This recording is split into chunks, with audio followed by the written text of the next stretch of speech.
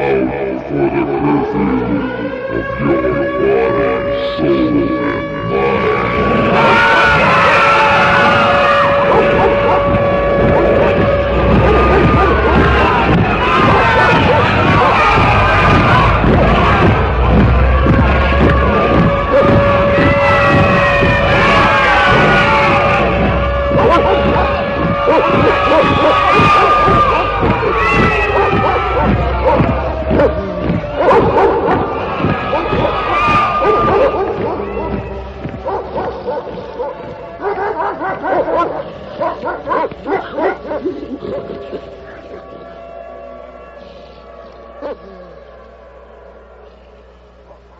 Welcome once again, folks, to the Hour of the Time and our ongoing series of the exposure of the origins, the history, the doctrine, and the identity of Mystery Babylon.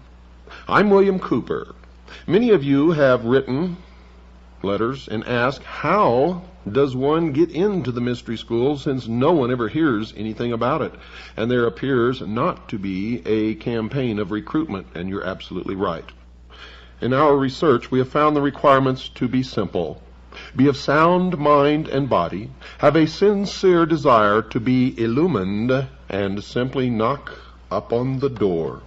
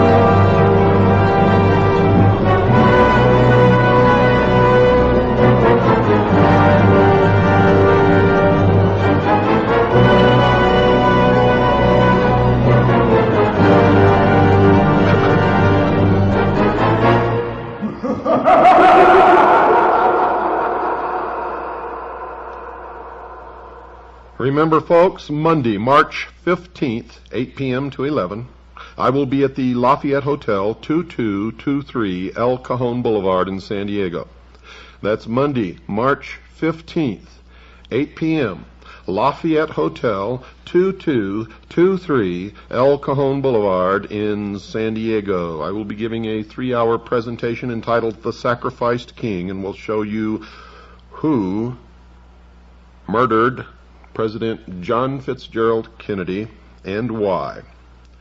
I'm going to be showing you a lot of videotapes, some of which is of the Zapruder film, and frames that you've never been allowed to see before. And as soon as you see these frames, you'll know why. You'll also know why that usually the copies of the Zapruder film that have fallen into the public's hands have been extremely poor copies, black and white, very low resolution, usually fourth, fifth, or sixth generation copies of copies. And you will also understand why that has happened also. You will be amazed. Don't miss it. $40 admission. There's several different places where you can get your tickets in advance. One is the Controversial Bookstore in San Diego. I also recommend that bookstore for finding suppressed information. Books that you can't find anywhere else, you can sometimes find at the Controversial Bookstore in San Diego. Now, if you're a CAGI member, the price of admission is only $30. It's only $30. Now remember, folks, this money isn't for me. I'm a paid speaker. I'm invited, I am paid to come and speak at that event. The promoters set the price of admission. However, I always negotiate a lower price for CAGI members. Sometimes it's quite substantial. In this case, it's 25%, which is a pretty good discount. But if you're a CAGI member, you're going to have to purchase your tickets at the event. Okay? So if you're not a CAGI member, you can get your tickets in advance from the Controversial Bookstore in San Diego. If you are a CAGI member, get your tickets at the event, and you will only be charged $30. Now, there's a hotline that you can call and find out about this conference if you wish. It's area code 619-492-8588. That's 619-492-8588. And we still need money, folks, to pay for airtime. If you like this show, if you want to see it stay on the air, you'd better contribute. You better send something in. Sit down, write a check or a money order, make it payable to WWCR. I don't want the money. It doesn't go in my pocket. It goes to pay for airtime, because no individual, I guarantee you, can afford to pay for airtime on radio like we're doing here. So if you want to see us stay on the air, you're going to have to help out. If you're getting worth from this program, then chip in something, anything. Any amount will be appreciated. We hope that you'll reach way down in your pocket and come up with the most that you can possibly afford. Or set yourself some kind of a schedule and contribute X number of dollars, whatever you can afford each month. That's the best way to do it. Send it to Stan, Post Office Box 889, Camp Verde, Arizona, 86322. That's Stan, Post Office Box 889, Camp Verde, Arizona, 86322. If you'd like to call and talk to Stan, ask him to send you an information packet, you may do so at 602-567-6109. That's 602-567-6109. Now, recently the telephone company was doing something with a buried cable up in the mountains, and it was really messing everything up, and some of you called and it said that Stan's number was no longer in service. It's not true, folks. The number is good. You can call Stan and talk to him. He gets a lot of calls, so if it's busy, just call back at a later time and you'll usually get through. Please call him during the normal waking hours, not late at night. Stan and Elma are getting up there in age, and they like their sleep. They're wonderful people. You'll enjoy talking to Stan, and he will send you a packet of information and answer your questions to the best of his ability. If you'd like for me to come and speak in your area, call Stan, talk to him. He'll tell you what it takes to get me there, and it's not difficult, folks, I can assure you. Now, also, we need more CAGI members.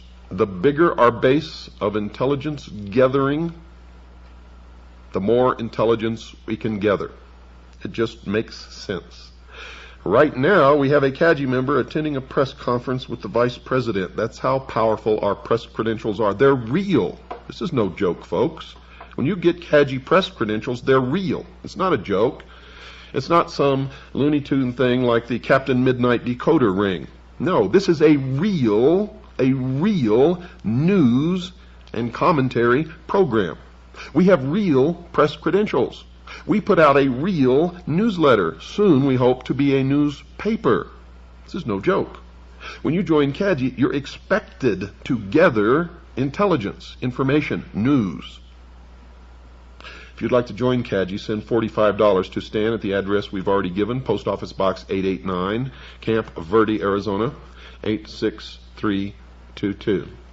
Or give him a call, 602-567-6109. Now, if you're unsure about all this, just ask him for a packet of information, and he'll be happy to send it to you. Well, to continue, remember that the first religion in the world was the religion of the worship of the heavens. And man eventually came to recognize the sun as the representation of the power and the ability of the hidden God of the universe, the invisible God of the universe, the all-powerful creator of everything. But man, as he gained his intellectual ability, began to look toward himself, toward the intellect as that God, and the sun, the representation of what used to be the invisible God of the universe, then became the representation of the intellect, the light, Lucifer. And man began to worship the Luciferian philosophy. He believed, these people who call themselves the guardians of the secrets of the ages, and still believe, that man was held prisoner in the Garden of Eden by an unjust, vindictive, and very cruel God, the God of the Bible, and that he was set free from the bonds of ignorance through the gift of intellect given to him by Lucifer through his agent Satan. Now, many people believe that Lucifer and Satan are the same individual entity, and they may be. I don't know the answer to that.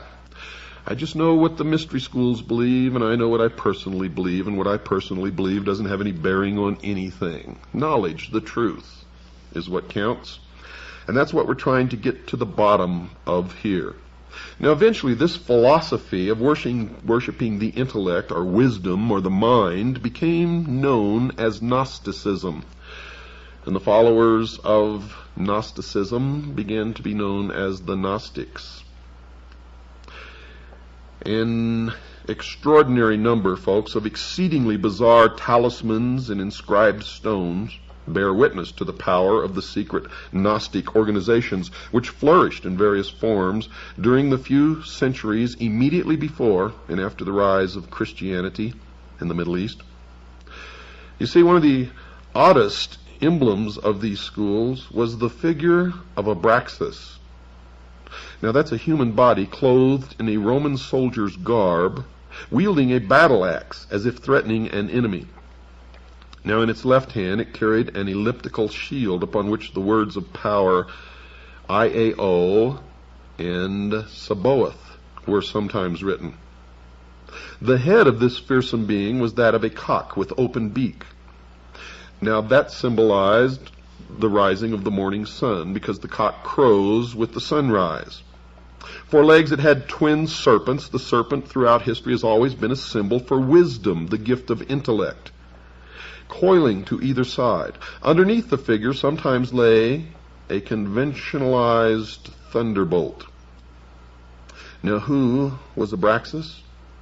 His name, in accordance with Kabbalistic computation, is decoded to mean 365. Isn't it absolutely incredible that every single time we investigate one of these, it leads directly to the sun? For 365 days are the number of days in the year, or the exact number of days that it takes the earth to make one revolution around the sun. Amazing.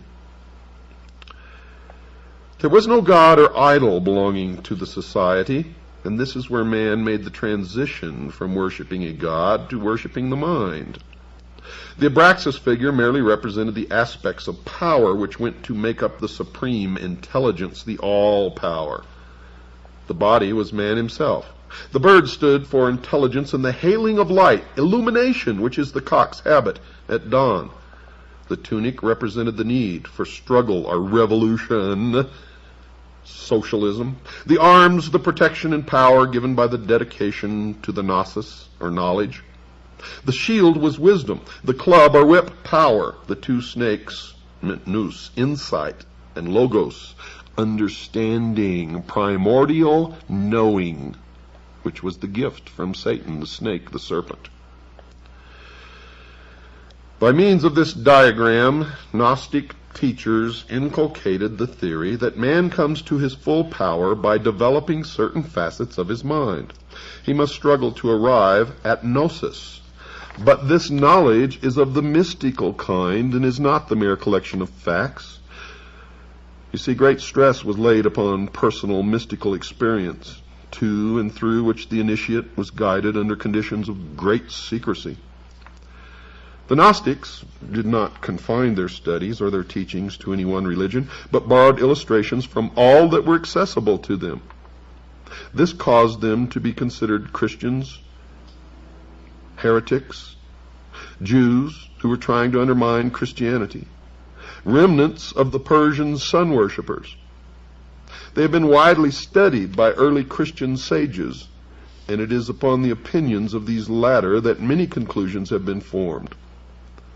Little or no investigation of these, quote, people of wisdom, unquote, has been done by research workers on the spot in Asia and North Africa, where strong and interesting traces of their beliefs and practices still remain. The main teaching states that there is a supreme being or power which is invisible and has no perceptible form. It is pantheism. This power is the one which can be contacted by mankind, and it is through it that man can control himself and work out his destiny. The various religious teachers through the ages, putting their creeds in many different ways, were in contact with this power they claim, and the religions all contain a more or less hidden kernel of initiation. Now, this is the secret which the knowers can communicate to their disciples. But the secret can be acquired only through exercising the mind and body until the terrestrial man is so refined as to be able to become a vehicle for the use of this power, or, in their terms, illumined. Eventually, the initiate becomes identified with the power, and in the end he attains his true destiny as purified personality, infinitely superior to the rest of unenlightened mankind, to the state of apotheosis, where he himself is God. The symbolism in which this teaching is concealed, the methods by which the mystical power is attained, vary from one Gnostic society to another, but the constant factor is there: the attainment of that which humankind unconsciously needs. You see, the Gnostic claims that within every man and woman there is an unfulfilled urge which cannot be given any proper expression in the normal way, because there is no social means by which it can be fulfilled. This feeling has been put into man in order that he may seek the fulfillment which the Gnostics can give him. His search for completeness in love, trade, professions, theology is vain and unsuccessful. The theories of the various schools, folks, of Gnosticism with which the Christian clerics came into contact are very much secondary to the rituals and practices which are used to produce the gnosis, the enlightenment, the illumination.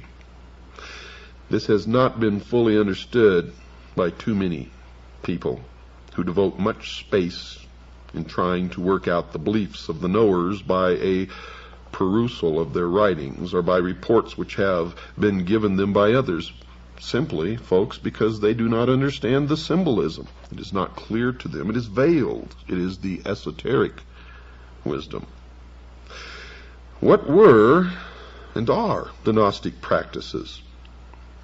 Well, first, discipleship, and the inculcated belief that the initiate must struggle, must devote himself as much as possible to the identification with the power which inspires all. Secondly, there are two kinds of men: those who are bound to the earth and to matter, and those who can refine themselves. It is from the latter class that aspirants are chosen. they claim. In every instance that we've investigated, they may choose them from the latter class, but they all end up in the first.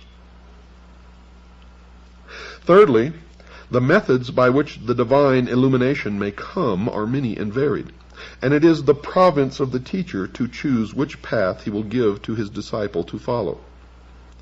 Some Gnostics believe that frenzy and excitement would produce the necessary liberation of the mind from the fetters of the body. Remember the Sphinx?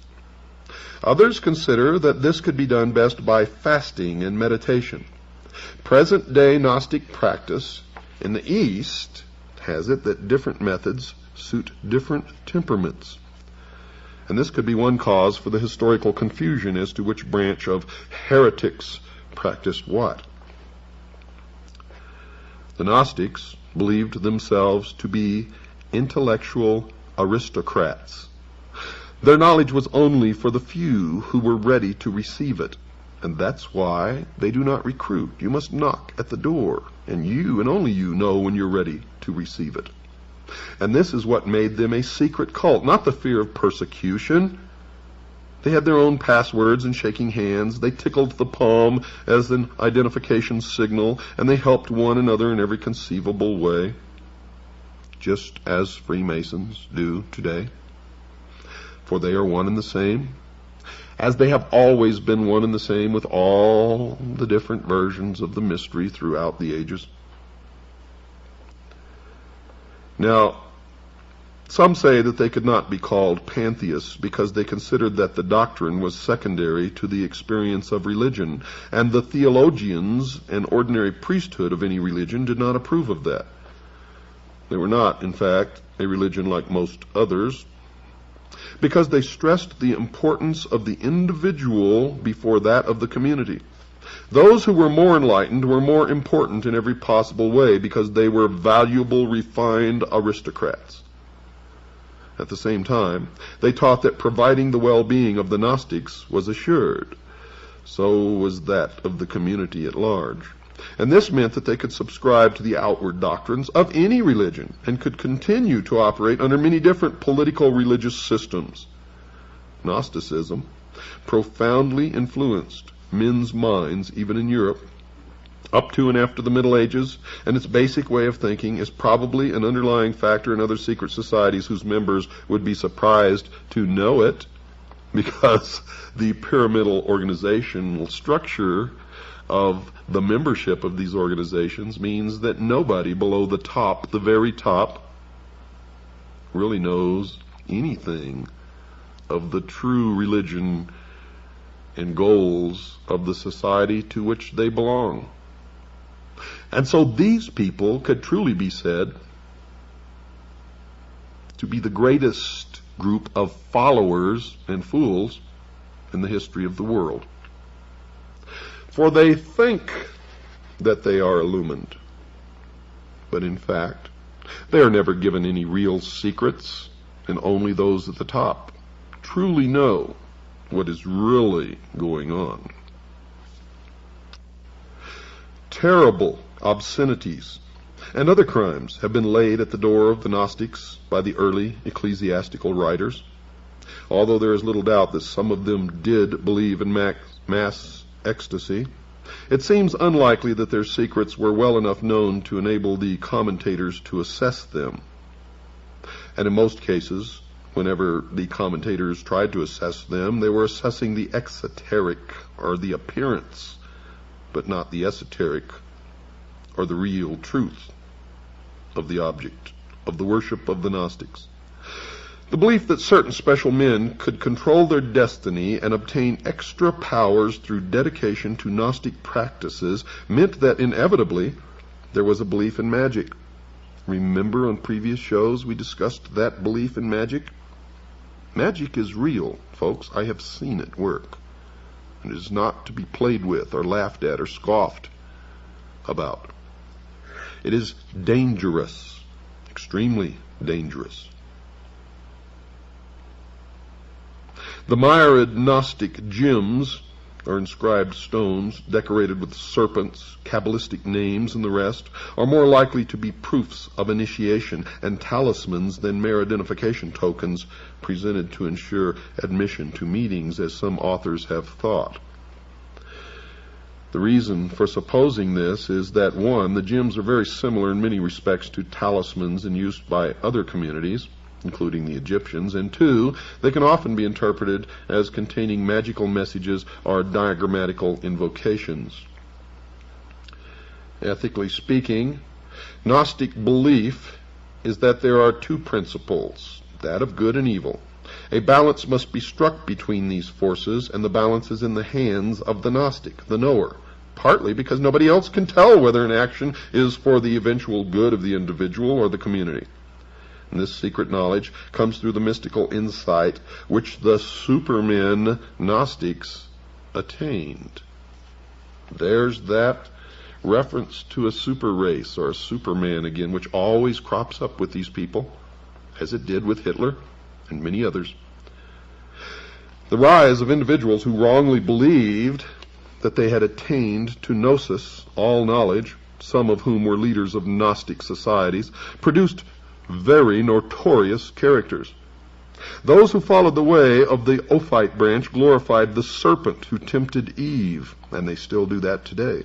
They did this because this snake, by his actions, brought knowledge into the world, gave man the gift of intellect, the use of which will bring him to the state of apotheosis, where man himself will be God. Basilides was a leader who taught that Jesus did not die on the cross, and you will see this crop up all through the history of the mystery schools, even in the Knights Templar. Since matter and material things were considered to be a part of the inferior non-spiritual world, the sect known as the Cainites called upon everyone to destroy those things which belonged to the world, and they called themselves the Destroyers, and their god is the Destroyer. These deviations and aberrants have attracted the greatest attention, as is natural, and the quieter teachers of the creed have received less attention. The pious horror with which the less respectable Gnostics were viewed by the early Christian fathers has stamped itself forever on Western literature and belief about the, quote, enlightened ones, unquote. But in more than one place in the Middle East, as well as in small groups in Western Europe, there are still followers of various schools of Gnosticism. They mainly follow the ideas held by Valentinus, with some variations. And this school teaches its initiates that matter is more evil than good, that man must be purified by mental concentration, that after death man will rejoin that from which he has been severed, and will be unified with those whom he loves in the great intelligence. They also believe that all matter will eventually be destroyed by fire. And if they have their way, that could be absolutely true. The Mandeans, a small but tenacious community which dwells in Iraq, follow an ancient form of Gnosticism, which practices initiation, ecstasy, and some rituals which have been said to resemble those of the Freemasons. And of course they do, because they are. In every Masonic temple you will see somewhere up on the wall a big letter G. And you will see it in their symbology, in their books. You will see this letter G. And if you ask a Freemason, being bound to the oath never to tell you or reveal the secrets to the profane, which is what they call those who are not initiates or adepts in the mysteries, he will tell you that it stands for God, but that is a lie. It does not stand for God, for I have researched it deeply all the way up the ladder of the stages of initiation. And at the top, those adepts known as the priesthood know this large letter G to represent Gnosticism. And it is an admission that they are indeed the recipients of the ancient Gnostic. They are Gnostics, and they are looking to attain the gnosis, through which they will receive apotheosis. And they believe that they are the only ones in the world who possess truly mature minds, and thus are the only ones in the world capable of ruling the rest of us, whom they refer to as cattle. Cattle. Well, it's time to take a break, folks. Don't go away. I'll be right back after this very short pause.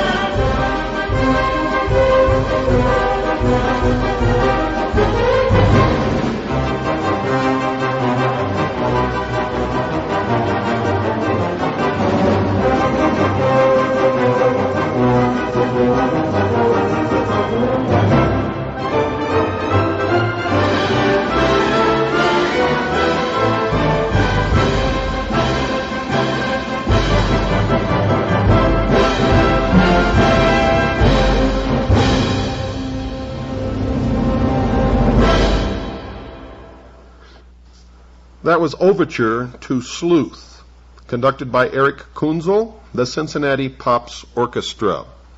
Cincinnati is the home of the Order of Cincinnatus and the Knights of the Golden Circle. You see, everything that I do on this show has meaning, even the music, folks.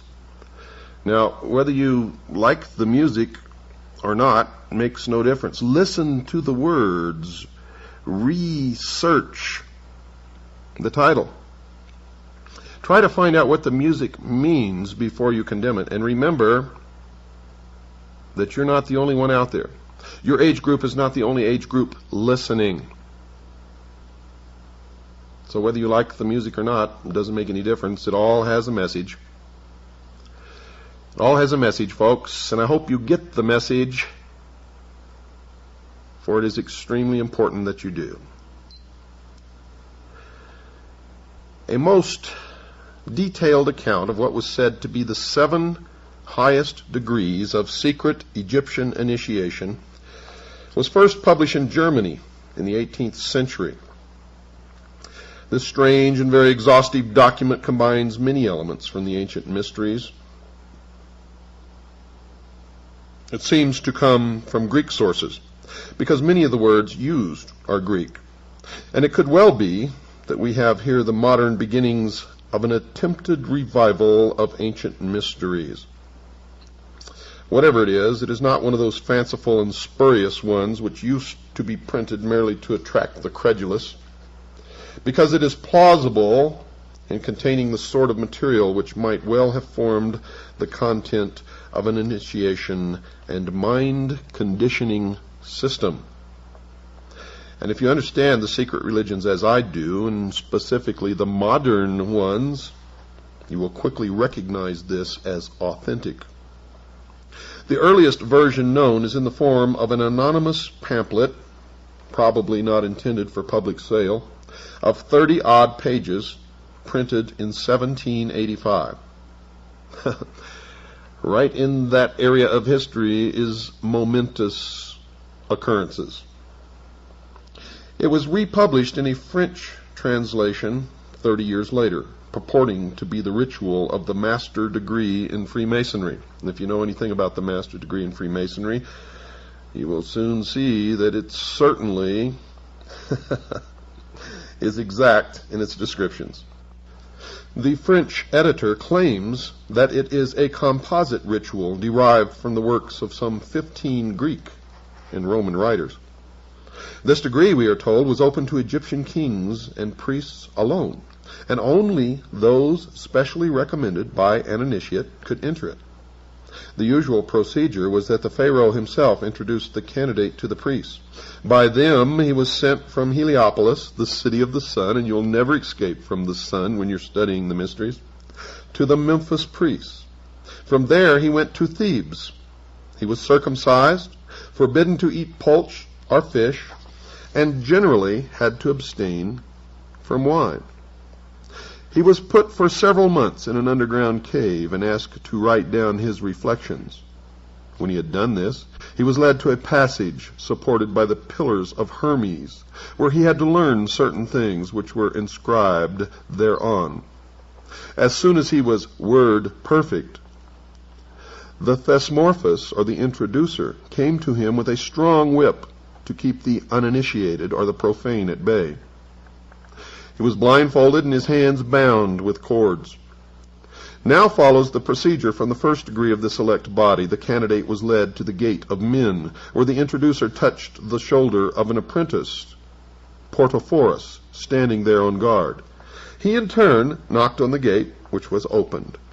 When the aspirant entered, he was questioned on various matters by the Hierophant, after which he was led around the Barantha in an artificial storm of wind, rain, thunder, and lightning. If he showed no sign of fear, Menes, the expounder, explained the laws of the Krata Rapoa, to which he had to agree. He was then taken in front of the Hierophant, made to kneel, and vowed fidelity with a sword point at his throat. As witness, he called upon the sun, moon, and stars. And where have you heard that before?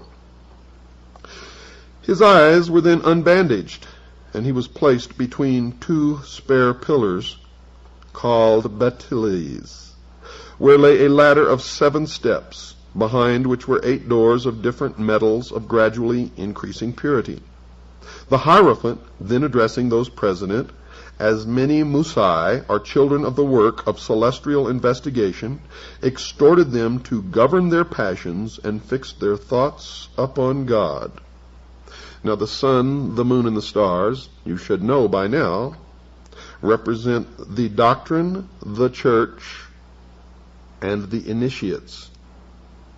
The sun, of course, is the doctrine, the moon is the church, and the stars are the body of initiates, or the 1,000 points of light. The candidate was taught, folks, that the latter symbolized the wanderings of the soul. He was told the causes of wind, thunder, and lightning, and given other valuable information, such as medical lore. He was given the password of recognition of this degree, which was, and I spell it because I don't know the correct pronunciation, A-M-O-U-N, meaning secrecy.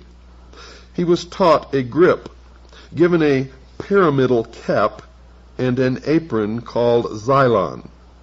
Around his neck was a collar, and he wore no other clothes. His duty was to guard the gate of men in his turn. The Portophorus was now able, after showing his devotion, to proceed to the second degree. Following a prolonged fast, he was taken into a dark chamber called Endymion, the Invitation Grotto. He was now of the degree of Neocorus. Handsome women brought him dainty food. They were the wives of the priest, who endeavored to excite his love. If he resisted these advances, he was further lectured by the master of ceremonies, and led into an assembly, where the stolista, or water-bearer, poured water over him. Then a living serpent was thrown at him. The whole room was full of snakes to test his courage. He was then led to 2 high pillars, between which stood a griffin driving a wheel before him. The pillars symbolized east and west, the griffin the sun, and the wheel of 4 spokes the 4 seasons. He was taught the use of the level and instructed in geometry and architecture. He received a rod entwined by serpents, and that rod is still used today by the medical community. It's called the caducus. And he received the password Heve, meaning serpent, and was told the story of the fall of man. The sign consisted in crossing the arms over the chest, and his duty was to wash the pillars. Now, when the initiate was initiated into the 3rd degree, the member was given the title of Melanophorus. He was led to an anteroom, over whose door was written, Gate of Death. The room was full of copies of embalmed bodies and coffins. Here, too, were a number of dissectors, embalmers, and so on. In the center stood the coffin of Osiris. The Melanophorus was asked if he had had a hand in the assassination of his master. On his denying the question, he was seized by 2 tapaxites, or men who buried the dead, and led into a hall where he found all the other Melanophores clothed in black. The king himself, who always was present on these occasions, addressed him in an apparently friendly way, begging him, if he did not feel courage enough to undergo the test now to be applied to him, to accept the golden crown he was offering him. Well, he had already been coached to refuse the crown and tread it underfoot. At this insult, the king called for revenge. Raising his sacrificial axe, he touched the head of the initiate. And in one famous initiation, the king actually beheaded the man. The 2 corpse carriers threw him on the ground, and the embalmers wrapped him in bandages. All who were present wept. Now he was led to a gate over which was written, Sanctuary of the Spirits. Now, the initiate was not supposed to be beheaded in that one famous initiation, and I don't know what they chalked that up to. Now, standing before the gate, the initiate waited. On its being opened, thunder and lightning struck the apparently dead man. Charon received him as a spirit into his boat and carried him to the judges of Hades. Pluto sat on his judgment seat, while Rhadamanthus and Minos, as well as Aethon, Nicreus, Alastor, and Orpheus, stood beside him. Very severe questions were put to him as to his former life, and finally he was sentenced to remain in these subterranean vaults. Now remember, this is an initiation, which sometimes lasts for months and even years. The bandages were removed, and he was told never to desire blood, never to leave a corpse unburied, and to believe in the resurrection of the dead and the judgment to come. Now remember, this is long centuries before Christianity. He was taught coffin decoration and the peculiar hierogrammatical script. The sign was an embrace to express the days of wrath. He was kept in these underground chambers until thought fit to proceed to a higher degree. These, quote, days of wrath, unquote, generally lasted for a year and a half, until the initiate was ready for promotion to the 4th degree. The Battle of the Shades. He was handed a sword and a shield and taken through dark passages. He met certain persons presenting a frightful appearance, carrying torches and serpents. He was attacked with the cry of "Panis!" He defended himself bravely, but was always taken prisoner. His eyes were bandaged and a cord placed around his neck. Dragging him into a hall, the specters disappeared. He was led into the assembly of initiates and his eyes unbandaged. Before him he saw a magnificent hall decorated with beautiful paintings. The king and the highest dignitary, the demiurgos, were present.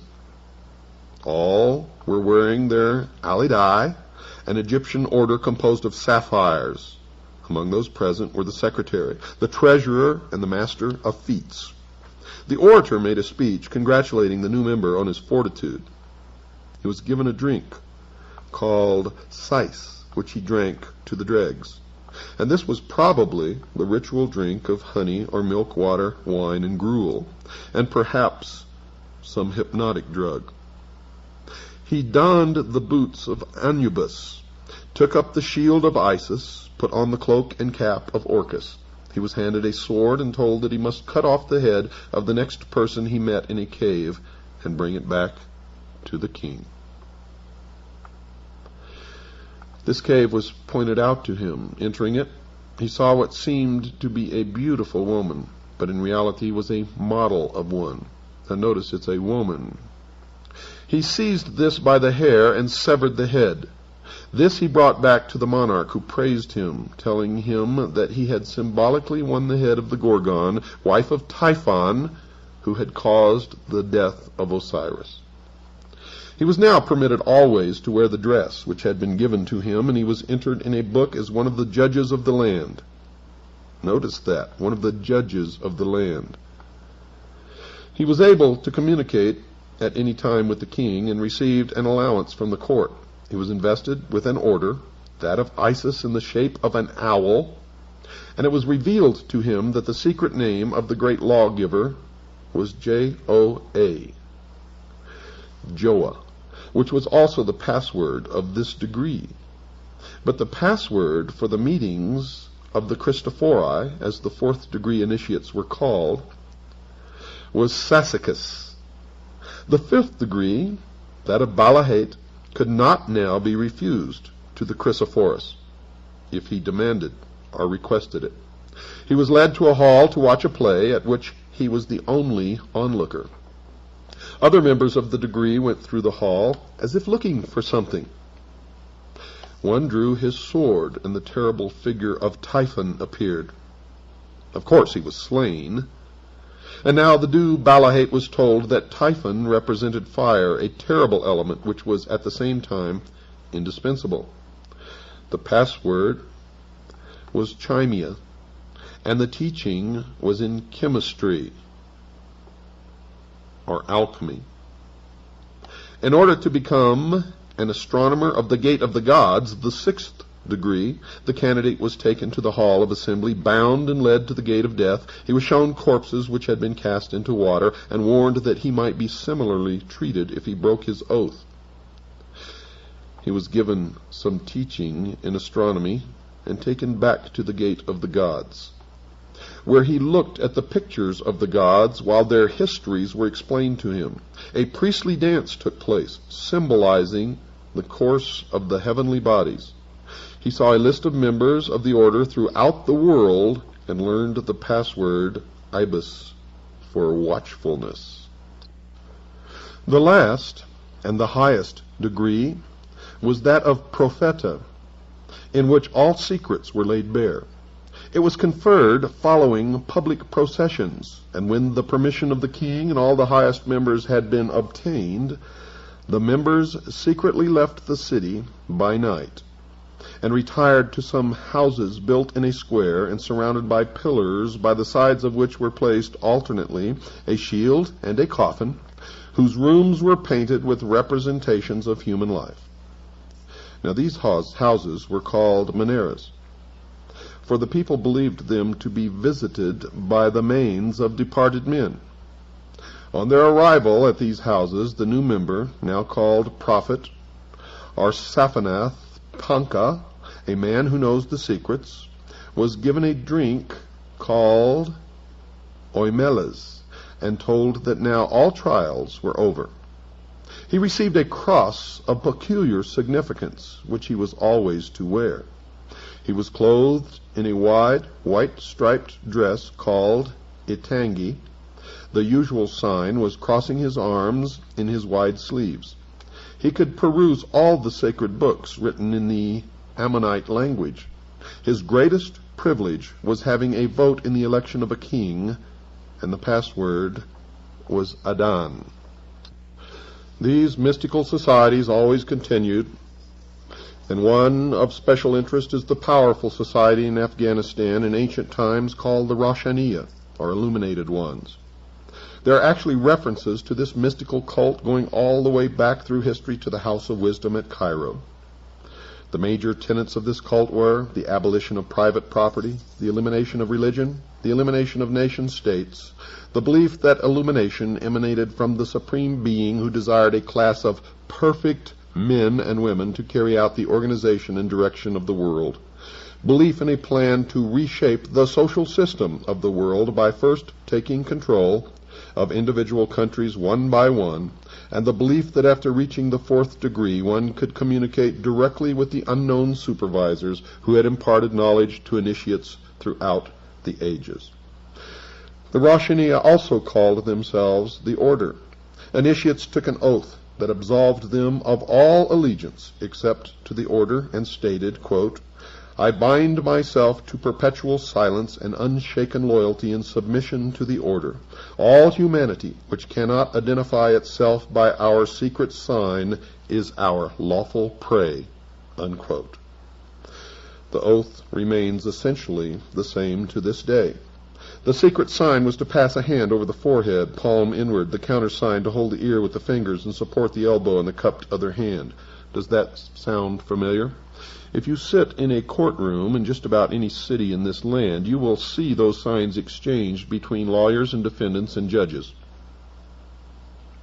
And you will see that whenever these signs are exchanged, whoever initiated the exchange will usually, in fact, most often does, win the court case. The Order, of course, is the order of the quest, and the cult preached that there was no heaven, no hell, only a spirit state completely different from life as we know it. The spirit could continue to be powerful on earth through a member of the Order, but only if the spirit had been itself a member of the Order before its death. Thus, members of the Order gained power from the spirits of the dead members. The Roshaniya took in travelers as initiates and then sent them on their way to found new chapters of the Order, and they were called fellow travelers. You see this order, as all before it, and all since, are socialists, communists. It is believed by some that the assassins were a branch of the Roshaniya. And branches of the Roshaniya are the Illuminated Ones, or the Illuminati, exist and still exist everywhere. One of the rules was not to use the same name and never mention, quote, Illuminati, unquote. That rule is still in effect today. And it's probably the breaking of that rule that resulted in Adam Weishaupt's downfall. Remember, folks, that we have really only just begun, and you are just beginning to understand, although some of you may think that you already understand. I can assure you that maybe a very small minority of you really do. Most do not. We have a long way to go in this history and in your own particular individual illumination. Oh, I just love it. I just love it, exposing these people who claim that they're doing everything for the benefit of mankind, who really have all the guilt for most of everything bad that has ever happened to mankind resting squarely upon their shoulders. Now, if you'd like a packet of information, if you'd like to know how to join CAGI, if you'd like to purchase my book, or if you'd like to donate to pay for the airtime of this show, make a check or money order out to WWCR. That's to pay for the airtime. And send it to Stan, along with your request for information and whatever else that you may wish. Send it to Stan, P.O. Box 889, Camp Verde, Arizona, 86322. That's Stan, P.O. Box 889, Camp Verde, Arizona, 86322. Or you can call Stan and talk to him on the phone. He's a really wonderful guy. You'll enjoy it. Call him at 602-567-6109. That's 602-567-6109. Next time, folks, we're going to talk about the old man of the mountain. And we're going to continue the history of the order through the ages. Good night, and God bless you all.